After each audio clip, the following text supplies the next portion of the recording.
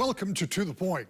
The state legislature is wrapping up business for the year in a lame duck session that will see some departing members trying to get some of their priorities passed. But for Republicans, it's time to look forward to the new year and newfound majority. We talked with one of the Republican leadership team, Representative Brian Posthumus. Let's talk about the election just passed, because it was unusual from the standpoint, and I think about it from a national standpoint, that there were 7 states primarily that were going to decide the presidential election. And it seemed highly unlikely that they would all vote for the same candidate, yet they did. It seemed, again, as an observer and looking at the polls, unlikely that former President and future President Trump would carry the state of Michigan, because that's not the way the numbers looked. But all those things happened. And in addition to that, Republicans retook the state house. And I should point out, it didn't hurt that President Trump won here, but you and Speaker-elect Hall and a number of others had mapped out a plan and had targeted certain seats that you felt were vulnerable, and you won all of those that you targeted. So first of all, I'll say, the path that House Republicans had to take back majority, the seats that we needed to win, I believe we would have taken back majority whether or not President Trump won. One of the first things you told me 2 years ago was that you lost 2 of those seats by a collective of 700 or some odd votes. So that goes back 2 years. Right, and that's when the top of the ticket lost by 11 points. So we knew that worst case scenario, President Trump was going to at least keep it close in Michigan and maybe win, which he did. And so I felt pretty confident going into the election that we were going to win at least 3 seats, whether or not Trump won. And then Trump winning by the margin that he did in Michigan, which was a tight race in Michigan at the top of the ticket, but he pulled it out, and that allowed us to get that 4th seat across the finish line, so giving us a 58 to 52 advantage in the House of Representatives. That changes a lot in Lansing, because you go from having a Democratic trifecta to now having divided government, and we've seen this movie before in a little different configuration. We had Democrats that controlled the House and the governor's office, and Republicans controlled the Senate. So now we've got Democrats in control of the Senate and the governor's office, and Republicans will be in the Senate. How difficult is it going to be to get your majority to deal with the majority in the Senate and the governor? Because the first thing out of the gate is a budget, right? And this is where Republicans and Democrats very often have big differences. It is. Fortunately,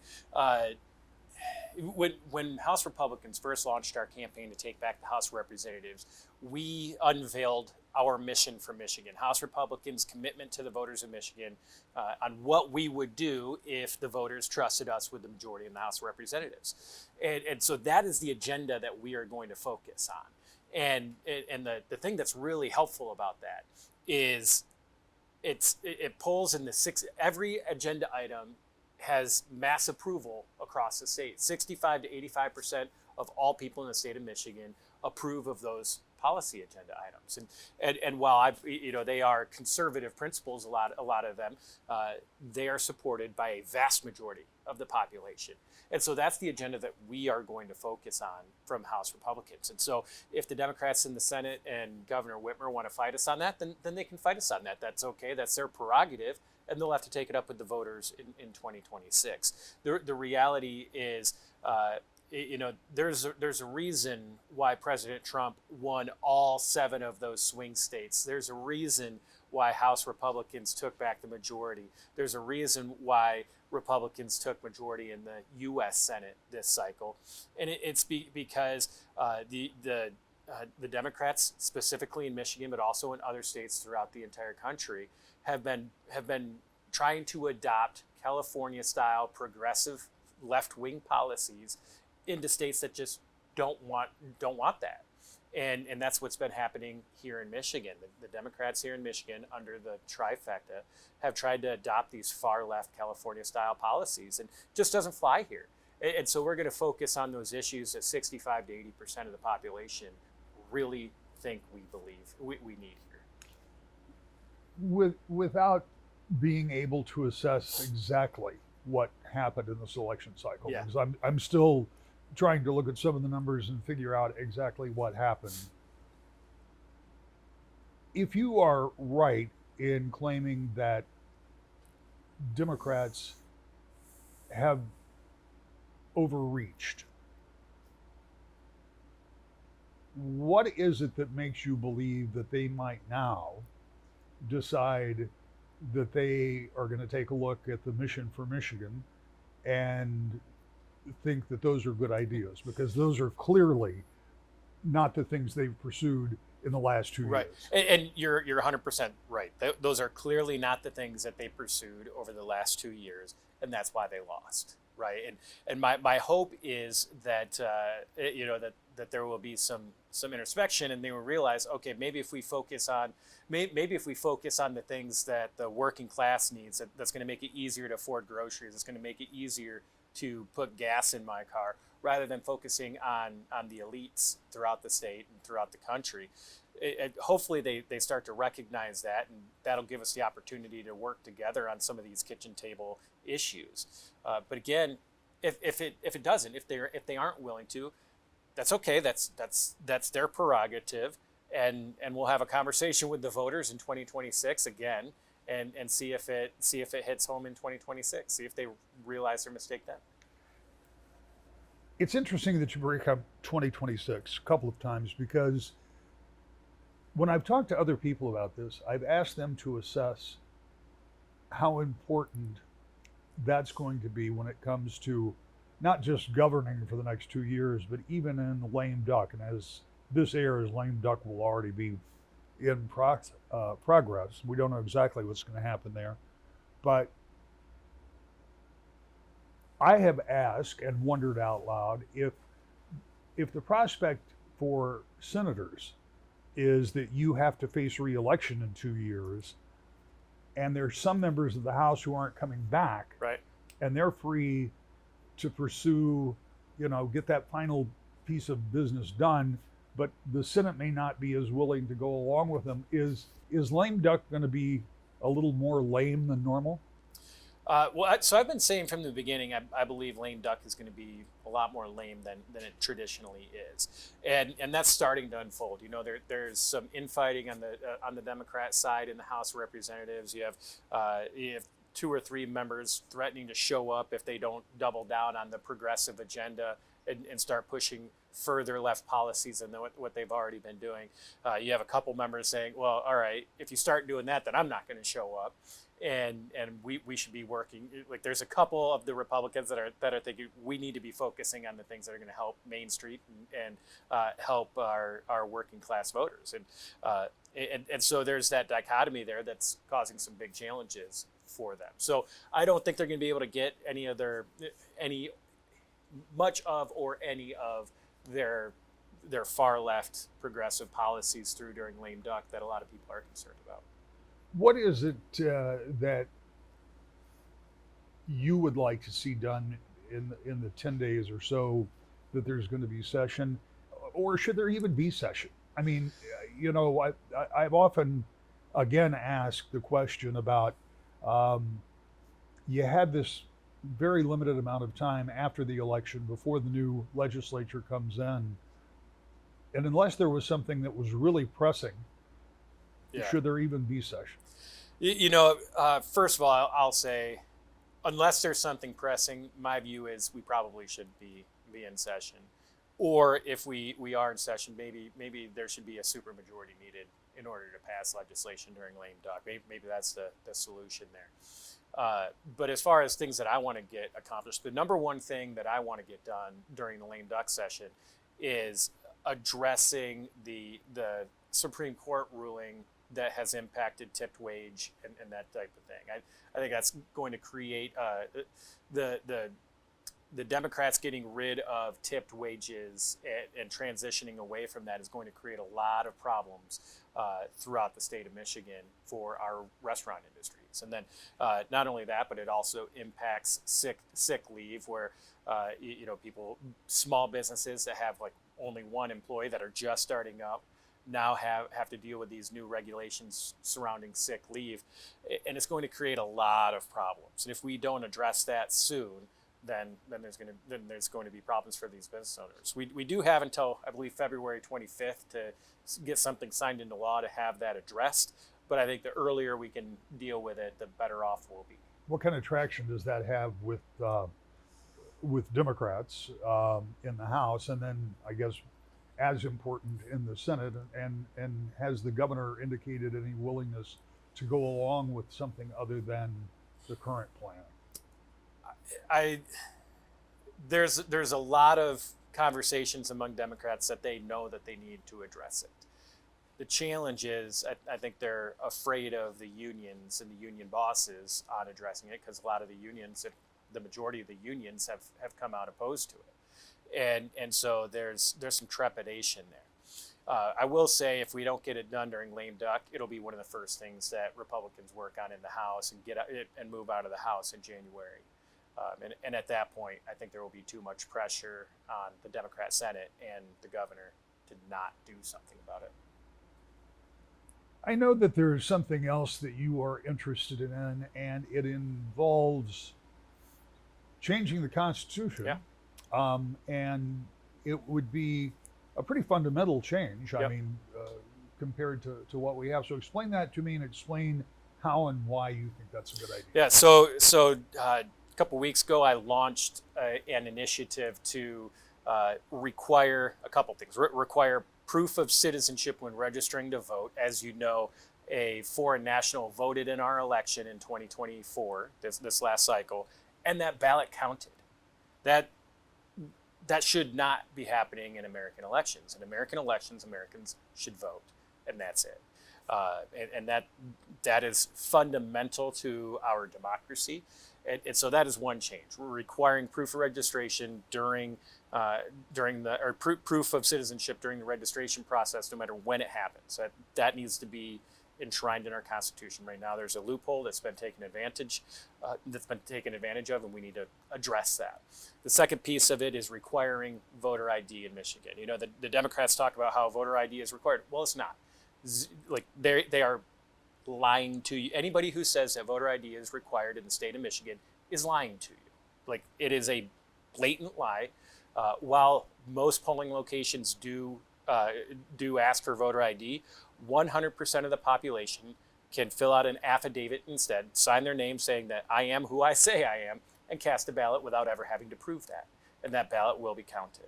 And so it is my belief that a voter ID should be required. And if somebody doesn't have an ID on them at the time, then sure, they can fill out a provisional ballot that then within 6 days of the election, they can come in, prove with an ID that they are who they say they are, live where they say they live, and that provisional ballot can then be counted. What are the processes that you have to go through to get this done? Because it doesn't just happen. Right. So there are a couple things. First of all, I believe it looks like in order for sure to do the registration, that actually both of them will have to be a constitutional amendment. And so that can either happen in the legislature, or that can happen via petition drive, right? So if 2/3 of the House, or I can't remember if it's 2/3 or 3/4 now, but I'll figure that out. Actually, I think it's 3/4. If 3/4 of the House and 3/4 of the Senate vote to pass it, then that will automatically put a ballot question on the ballot in 2024 or 2026, and the governor doesn't have to sign it, but it has to pass the House and the Senate with 3/4 or maybe 2/3. Either way, you don't have the votes. Either way, we probably don't have the votes, but frankly, this is one of those issues where 75 to 80% of the population agree. only citizens should be voting in our elections. And people should have to prove that with their ID at the ballot box. Like, this is common sense stuff. And so, yeah, I plan to put it up for a vote. And if the Democrats want to oppose it, then they can oppose the vast majority of the population here, and that's okay. If it gets shot down there, then yeah, we'll run a petition drive and see if we can get it on the ballot that way. Let's talk about what this new term is going to look like, because it was, I think, I don't know if you as an individual, but I think as a collective, Republicans were somewhat shocked 2 years ago when they lost everything in sight. Yeah. And you had three really bad cycles, Mm-hmm. in 18, 20, and 22. In 24, you were able to reclaim what was up for vote. The Senate wasn't up for vote, the House was, and you reclaimed that. Even though Democrats held the U.S. Senate seat, Yep. you did pick up a U.S. House seat, and you took back the state House. But now you've got a Democratic Senate, a Democratic governor. You've got a couple of votes to spare, but only a few. So still a relatively narrow majority. What are the things that are possible? What can you get done between now and 2026 that you can get Democrats to agree to in the Senate and get the governor to sign? Let me start by saying there are the vast majority of the people that serve in Lansing, whether they're Republicans or Democrats, I genuinely believe are there for good reasons, want to do well by their community, want to make the state a better place to live. And there are like fundamental issues that we agree on. Now, the path that we take in order to get there is where we come up to where we differ on a lot of things. But I do believe that the vast majority of people in Lansing, whether in the House or the Senate, whether Republicans or Democrats, want to make Michigan more affordable. That's number one on our mission for Michigan, is making Michigan more affordable. We can agree on that part. So the question is, how do we get there? One of the things that we will be implementing or we will be pushing is a reduction or like a rolling back the Democrats' income tax increase, bringing that back down to 3.9% or hopefully even lower. My view is, why are we paying income tax in Michigan? But that's neither here nor there. So let's start with what we maybe can get, which is rolling that back to 3.9% or maybe a little bit lower than that. Another issue that I think we all agree on for the most part is we want clean energy in Michigan. We want affordable, reliable, clean energy. And from the Republican side, from our side of the aisle, we focus more heavily on the affordable and reliable energy secondarily coming in. We want it to be clean too. The Democrats tend to believe, from what I've seen, and at least from the actions and from the legislation that they've passed, is paramount in their conversation is clean energy, affordability and reliability. And so I think if we can agree that, okay, let's focus on an all of the above approach to energy production, where we're not singling out just wind and solar at the expense of natural gas and nuclear. Let's do an all of the above approach where we are encouraging more natural gas, where we are encouraging more nuclear. I think we can probably get somewhere on that. So that'll make our energy more reliable, more affordable. I think we all want safer communities, right? Everybody wants to have a safe community where they grow up, where they live, where they're raising their kids. And so I think Republicans and Democrats agree on that. So what we will be pushing is, doubling down on recruiting and retaining police officers and law enforcement officers. That's a little bit stickier with Democrats. I think a lot of them would rather defund the police rather than double down in bringing more police in to make our community safer. When you talk about energy, Democrats have rather definitively passed what they think is the right path for energy in this state. And that does heavily rely on solar and wind. And they've set some pretty ambitious deadlines for that. And in talking with some people in the industry, they're not completely sure that those are attainable. Do you seek to change some of those things and to remove some of those deadlines?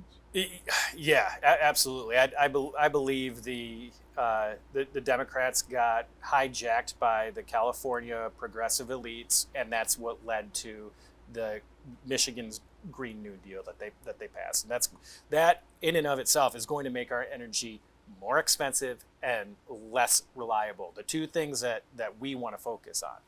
And it narrowly defines the focus on wind and solar, which are far less efficient than nuclear and natural gas.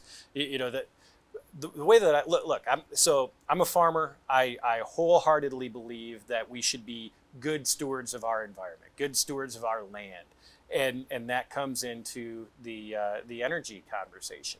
So I believe there's no better way to do that than to double down on natural gas and nuclear energy. Those are the two most efficient forms of energy that we can utilize. That would also, if we continue to grow those and expand those, will make our energy cleaner than what we are today. Not only that, but Michigan has the opportunity to be a world leader in natural gas production. We should be doubling down on natural gas and exporting that into developing nations to help developing nations expedite their process through their economic development stages. If we do that, then we will have a much greater impact on the environment worldwide, because Michigan doesn't live in a bubble. We are part of the entire world. What happens in developing countries around the world impacts us here. It's not just what we do here. When you think about these coming 2 years,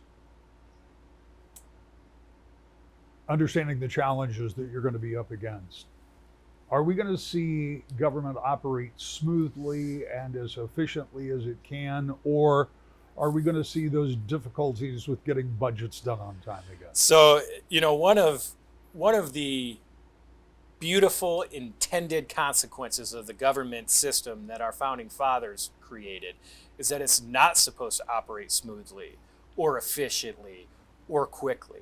Well, in that case, most of the time it's doing it right. Yeah, that's part of the brilliance of our government system is the checks and balances, the clumsiness of it.